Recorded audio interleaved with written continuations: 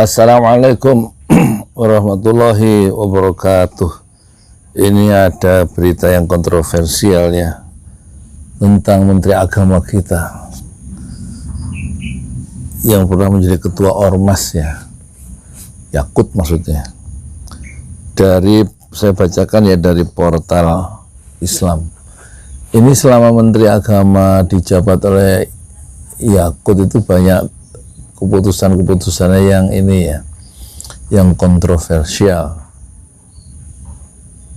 Dengan dia mengatakan saya bukan Menteri Agama Islam tapi Menteri Agama.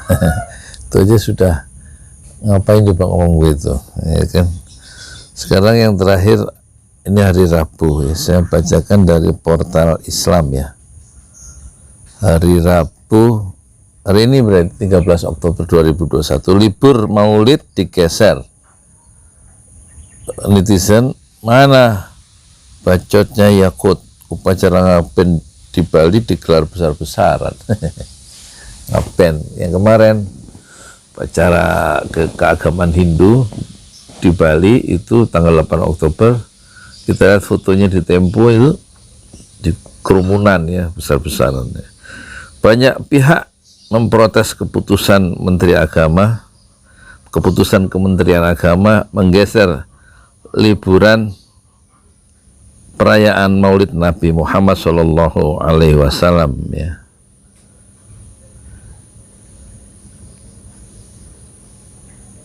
Terus mana terusannya ini?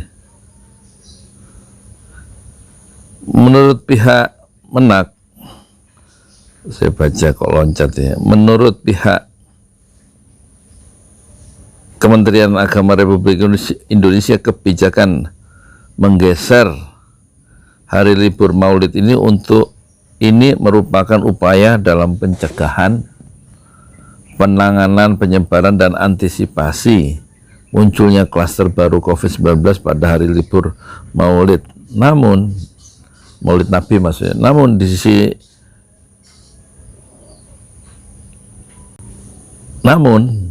sisi lain ternyata di Bali sudah diperbolehkan upacara ngaben besar-besaran di kawasan Sanur dan Pasar Bali Jumat 8 Oktober 2021. Warga net pun mempertanyakan Menteri Agama Yakut Khalil Qomas. Ini di Twitter ya. Saya bacakan ya, mana bacotmu? Sanur ngaben 8 Oktober 2021, kicau akun Twitter Sip Squad yang mengunggah video upacara ngaben.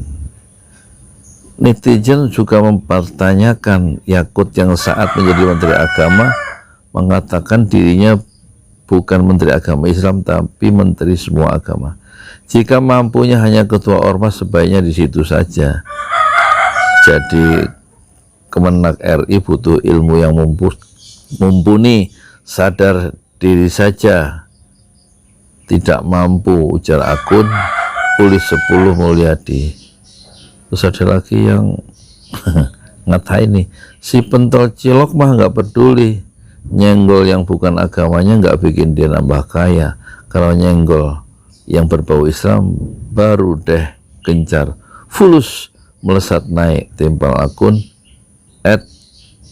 @ima_queens ya. Ya itulah ya, zaman bebas sekarang, ngomong apa aja boleh, bertindak apa aja boleh tanpa memperhatikan apa kepentingan yang lain ya. Ya sudah, itu sekedar catatan dari dari tindakan Menak yang menggeser Maulid ya.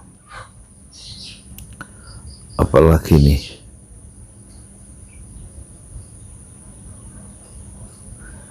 yes, begitulah untuk sementara, gitu dulu ya. Itu sekedar kerumunan yang begitu padat di ngaben 8 Oktober ya, nggak apa-apa meskipun dilakukan di saat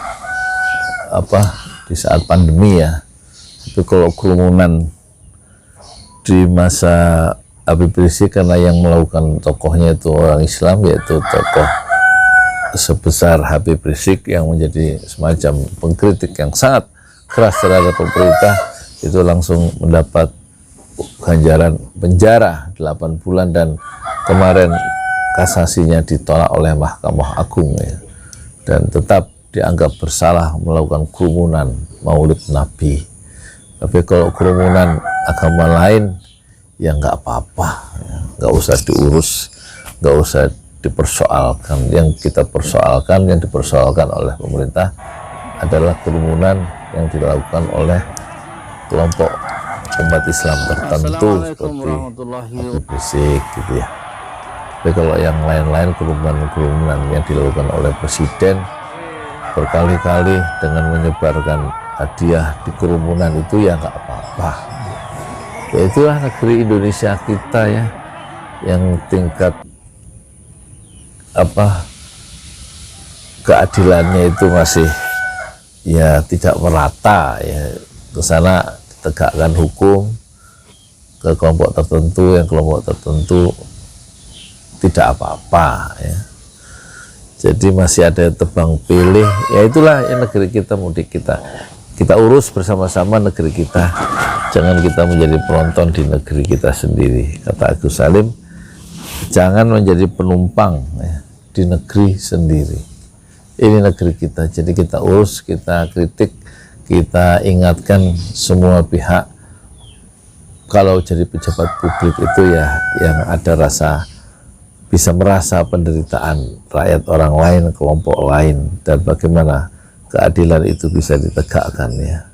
Sebagai seorang pejabat publik, memberikan kesejahteraan, memberikan keadilan, dan betul-betul memelihara nilai-nilai kejujuran, nilai-nilai kebenaran, dan nilai-nilai keadilan di tengah-tengah masyarakat yang sangat majemuk seperti Indonesia kita. Ya tidak mudah jadi pemimpin, tetapi juga pemimpin memiliki tanggung jawab yang besar, baik di dunia maupun di akhirat. Makanya di dalam salah satu hadis, kekuasaan yang dipegang seorang itu, kekuasaan itu akan menjadi penyesalan dia di akhirat ya. Makanya ada 7 kelompok di dalam Islam, di dalam hadis Rasulullah ada 7 kelompok yang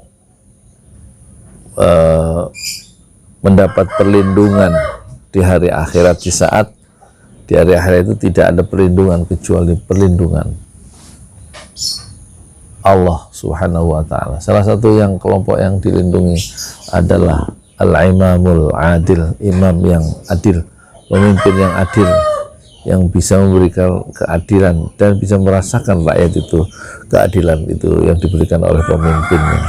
Keputusan-keputusan politik yang dilakukan oleh pemimpin kadang kita rasakan ya, dalam 7 tahun terakhir pemerintahan Pak Jokowi ini kadang melukai keadilan. Kerumunan Habib Rizik itu bisa mendorong, menyeretnya ke penjara, dan tidak ada dalam sejarah pandemi di dunia, pandemi corona, orang berkerumun itu diganjar oleh keputusan hakim yang membuatnya di penjara. Mungkin lebih tepat harusnya didenda, ini di penjara juga didenda. Itu menunjukkan ada ketidakadilan di situ.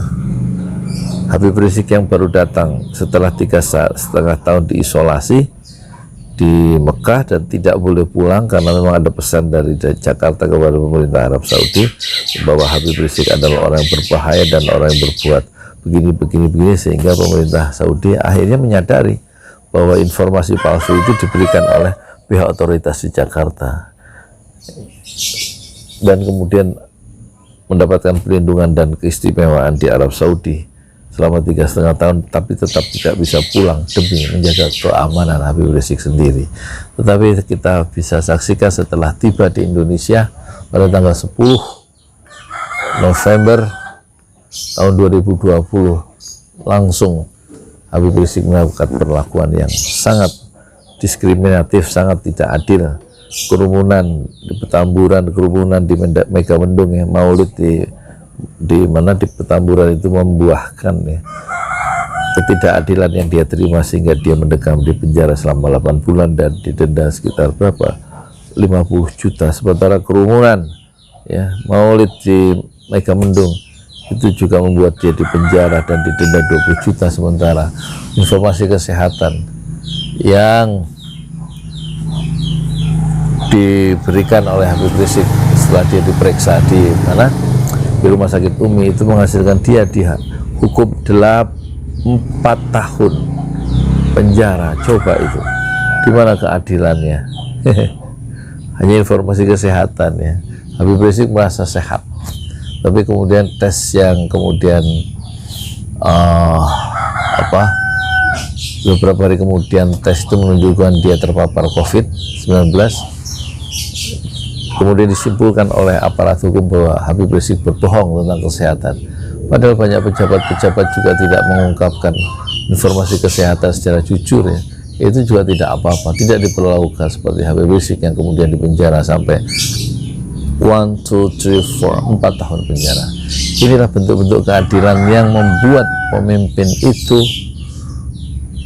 tidak mendapat perlindungan di hari akhirat, dan kekuasaan yang dipegang, yang didapatkan, yang dititipkan kepada para pemimpin pejabat publik kita, itu kekuasaan itu akan menjadi penyesalan bagi dia, bagi mereka di akhirat.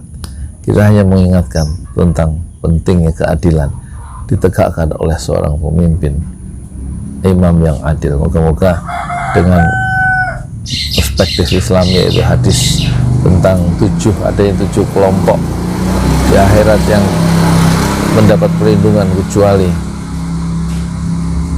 dan di saat itu tidak ada perlindungan kecuali perlindungan Allah, maka salah satu kelompok yang mendapat perlindungan adalah jika pemimpin itu adil. Di samping orang, ada kelompok lain yang juga mendapat perlindungan, yaitu orang yang seorang yang qalbuhu mu'allakun ya, rajulun qalbuhu, yang hatinya seseorang itu mu'allak, lengket fil masajid, di dalam masjid. Kedekatan dia kepada Allah, kedekatan dia kepada masjid ya, kedekatan kepada Allah dalam proses-proses ibadah menyembah Allah, dan juga orang-orang yang memakmurkan masjid, itulah orang yang mendapatkan perlindungan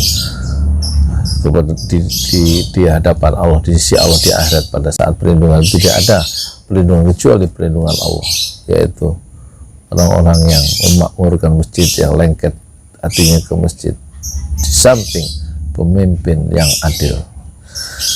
Ya, moga-moga kita mendapatkan ya menteri agama yang lebih adil di masa depan, bukan menteri agama yang sekarang. Moga-moga kita satu saat ya, Allah titipkan menteri agama yang berwawasan luas ya, yang memiliki kebijakan seluas samudra di masa depan, dan bukan menteri agama yang sekarang. Saya Yudi Pramuko, Tuang Donat dari Palu, youtuber tertua di semesta Fasbir Sabran Jamila. Bersabarlah dengan kesabaran yang ini. Assalamualaikum warahmatullahi wabarakatuh.